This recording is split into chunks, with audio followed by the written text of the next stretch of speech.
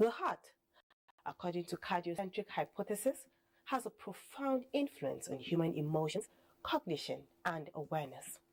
This belief may be traced back to ancient civilizations such as that of Egypt and Greece, where the heart was regarded not only as a physical organ, but also as a vessel of emotions and wisdom.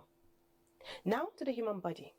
The heart is a muscular vital organ which pumps blood throughout the body, supplying oxygen and nutrients to tissues and other organs. On this episode of Frontiers, we shall take a look at how stress affects cardiovascular health. I am Frama Panyi. Our guest is Dr. Murtala Ngabea, Consultant Interventional Cardiologist and Federal Capital Territory Coordinator on Nigeria Hypertension Society. Glad to have you join us on the program. Thank you for having me. We shall be back in a moment.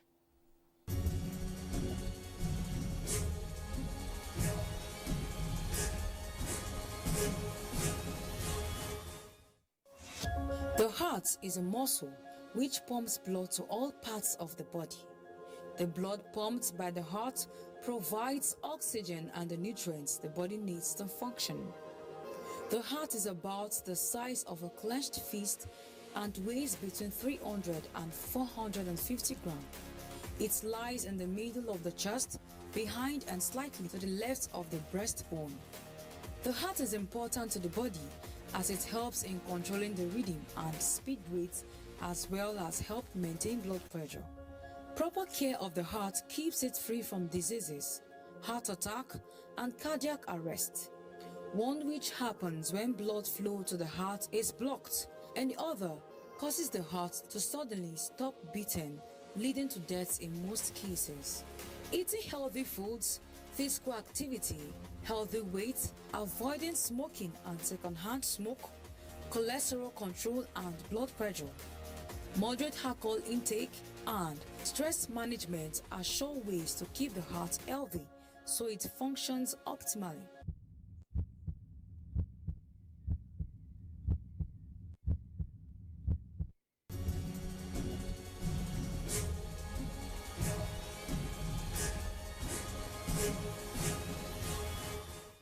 Welcome on Frontiers.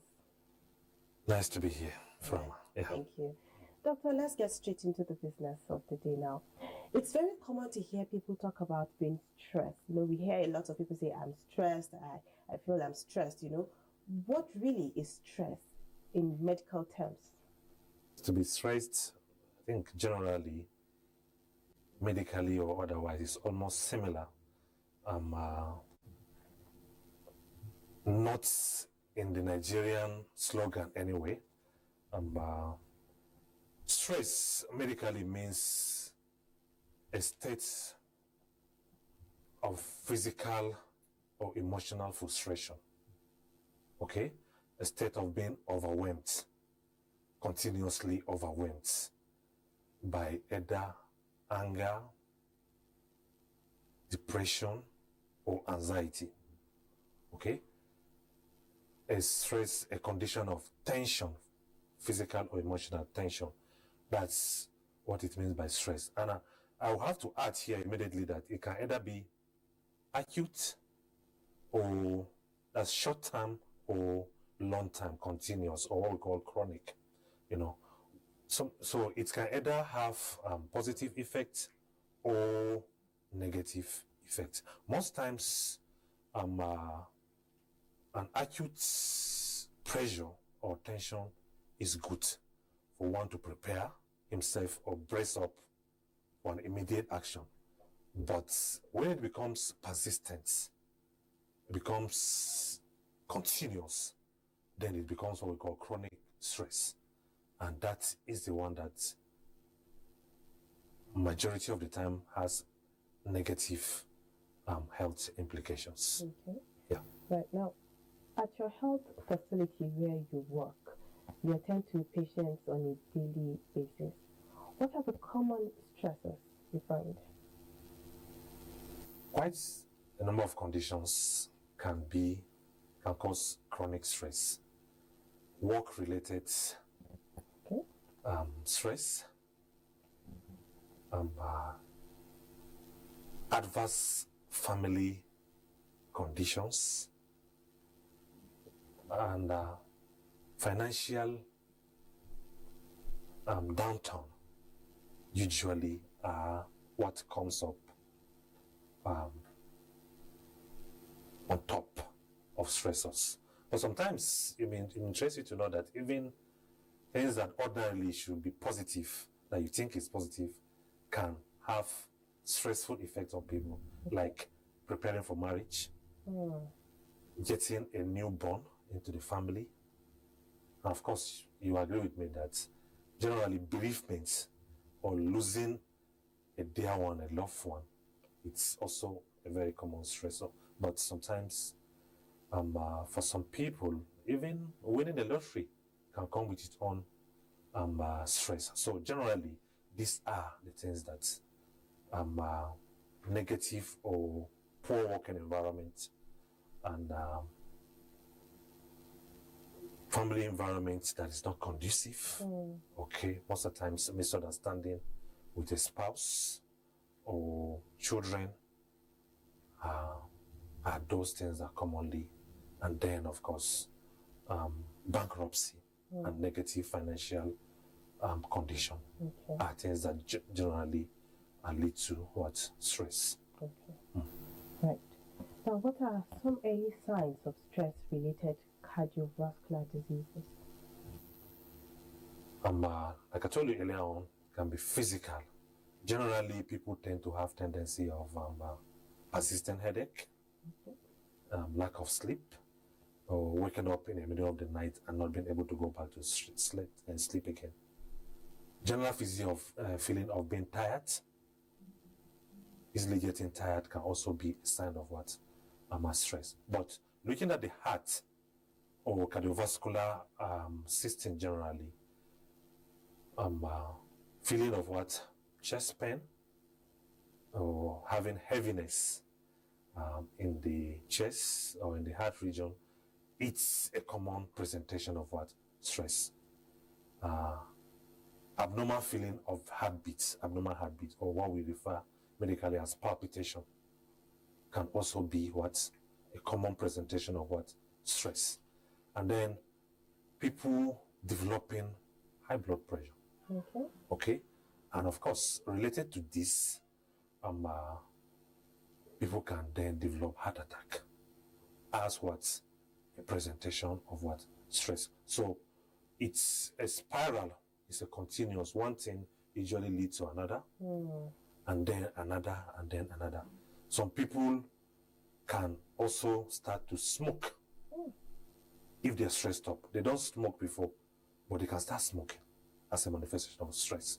And then, of course, we know that smoking is also a very, it has multiple negative effects on cardiovascular health. So some people will start smoking. Some people will just can even overeat.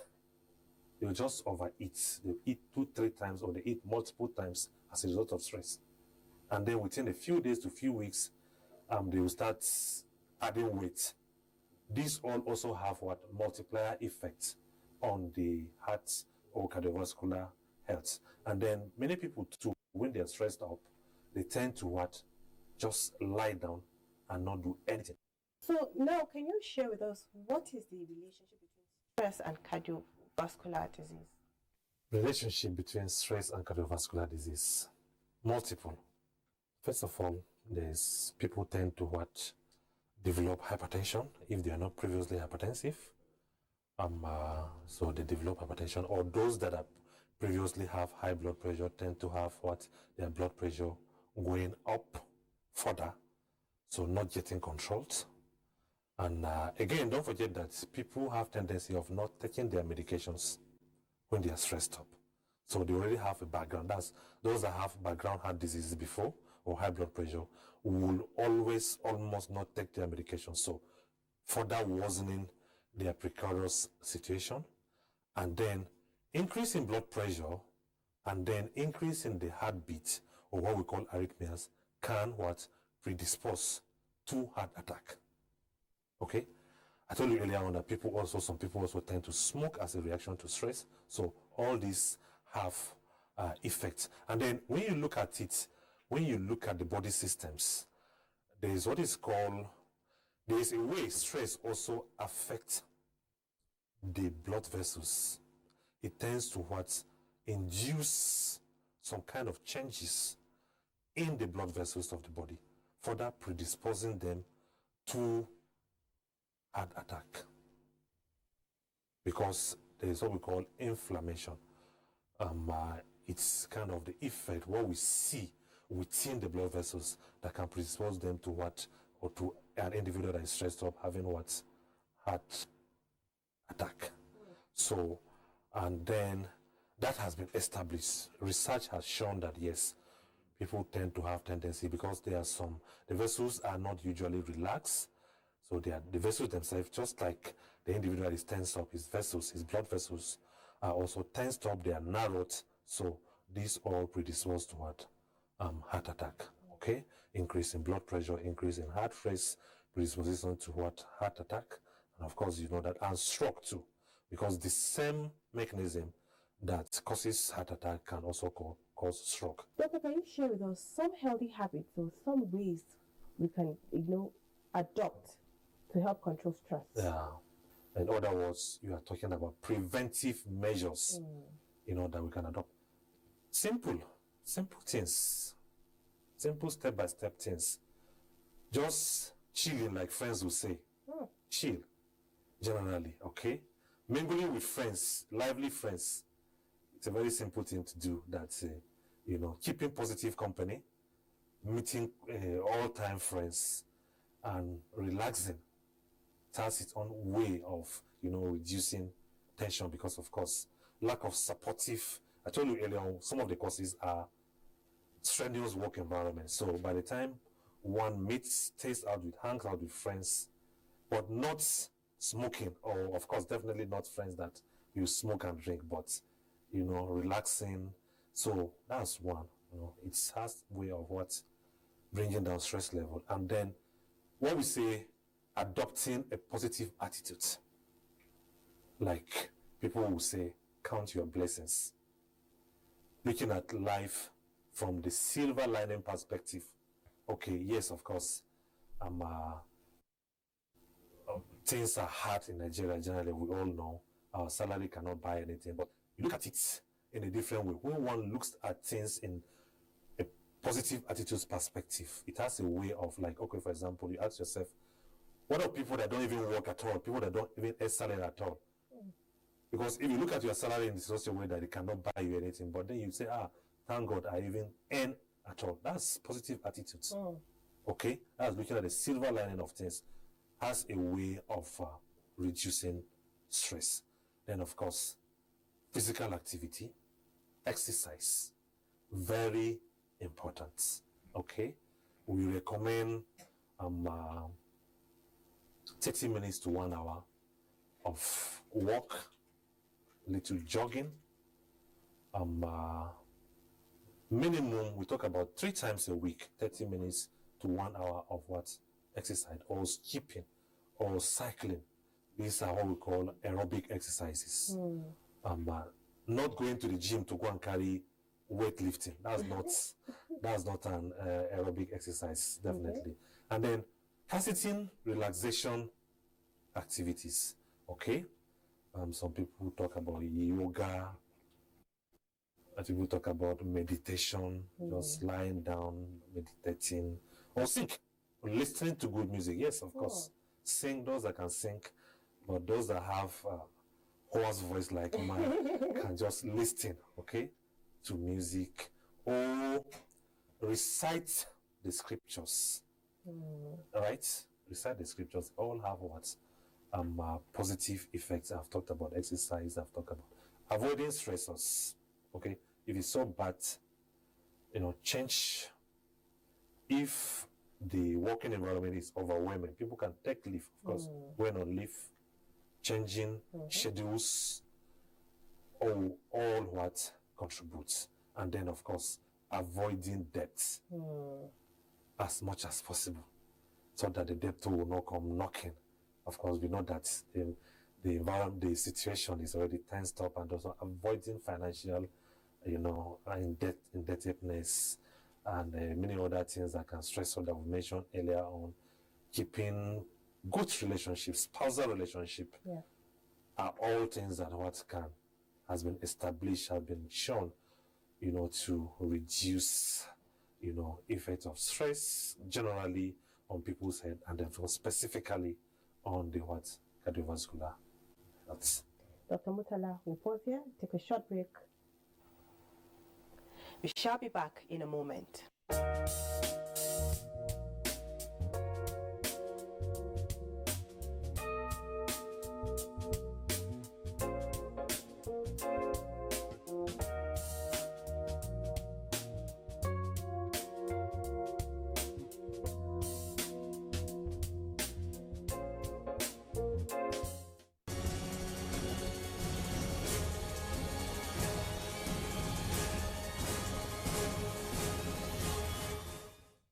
Welcome back. Now, let's pick up where we left before we went on break. Doctor, how does stress increase the risk of hypertension, diabetes, and other chronic diseases? Can you just highlight on this disease? Okay, yeah. That is, we're trying to look at what in medical terms we call mechanisms, or ways. If you look at it, there are some certain chemicals in the body. When you look at the body system, there's some certain chemicals that we call hormones, okay, that stress tend to increase them. Their level in the blood tend to increase in circulation. We have what we call cortisol, we have what we call adrenaline. I'm sure you must have heard about adrenaline. Ordinarily, these are things that tend to make us active, make us more active, help our work, right? If there's a surge of adrenaline, if you're faced with an anxious moment and there's a surge of adrenaline, or you have a schedule that you want to meet, you have a program that you want to present, you need a little bit of a surge of adrenaline to be able to function effectively. So within some few minutes to 1 hour maximum. But when these things are persistent, so they have what we call negative effect. I told you earlier on, they're the one that make the heart to beat more. They're the one that lead to inflammation in the blood vessels. They make our blood vessels stiff, and then they now contribute to, in the long time, when it becomes weak, when it becomes persistent, contribute in raising our blood pressure, contribute in raising our blood sugar. They are actually what we call anti-insulin hormones. You will know that insulin is the hormone that controls our sugar. So they tend to reduce the effect of insulin. They work against insulin, and so they also cortisol and adrenaline. They also have a way of raising our blood sugar continuously. And then, of course, you know that these are risk factors for developing diabetes, developing high blood pressure. In the long term, they also cause heart attack, stroke, and all the negative effects.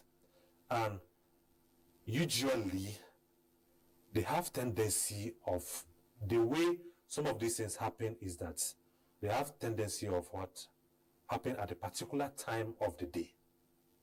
They tend to occur in the early mornings. Their level in the system is higher. Especially if one is awake at that point in time, around 4 a.m. Their level will tend to increase at that point in time, especially if one is not sleeping. So that's why, and unfortunately, I told you earlier on that people that stress up don't sleep. So that is an additional effect that stress can induce. One, they are not sleeping. And so the body system, instead of it to relax at the most critical time, so it now worsens. So you see somebody that sleeps or goes to bed, I won't say sleep, goes to bed in the night, supposedly to have relaxed, waking up with stroke. Because most events, or what we call events, that's cardiovascular damages, occur in the early morning. People just wake up and then they are discovered to have had a stroke Oh. overnight because of this explanation that I've told you. Spiral effects of all the factors that we've listed coming into play. And so in those days, even now, what would they say? Village people have come over the night and have hit him in the night. No, they all have their own physiological explanations, like I just told you. Yeah. You've mentioned some of these stressors, and it's almost as if we cannot avoid stress because your mode of work, family, and all that. So share with us, how prevalent is stress-related cardiovascular disease in Nigeria? Well, we don't want to agree with you that we cannot avoid. We can avoid, of course. Okay. Like I told you earlier on, you know, run away. We've tried to identify the stressors. So in as much as possible, run away. Of course, you can't run away. You have the willpower to run away, to try to reduce them. Deliberate effort. So we can indeed reduce them to what the barest minimum. Okay. Yeah. Currently, it's been said that about 22%, almost 25% of adult Nigerians have what? High blood pressure. The population of Nigeria is about 220 million. If the adult population is about 140 to 150 million, we are talking about approximately 40-50 million people living with what? High blood pressure. So you're talking about an average of 5 to 7 million people living with hypertension. Okay, so and then of course almost 40% or 1/3 of these people I just mentioned would have will have stress or negative stressors. So you agree with me that it's quite a rampant or a significant proportion of people have to deal with one or two of these issues that we are discussing about right now. So that's why we always grasp these opportunities like this to do advocacy and educate people to, like I always say, like I said earlier on, chill, adopt positive attitudes. Most times it has a way of reducing the stressors to the barest minimum. No, so much, Dr. Murtala, for sharing with us and educating us on some of these risk factors and telling us more about stress. We really appreciate you. It's been my pleasure. Thank you. The focus on today's episode of Frontiers has been stress and its effects on cardiovascular health, and Dr. Ngabea Murtala, consultant interventional cardiologist and Federal Capital Territory Coordinator, Nigeria Hypertension Society, was our guest. Thank you for your time.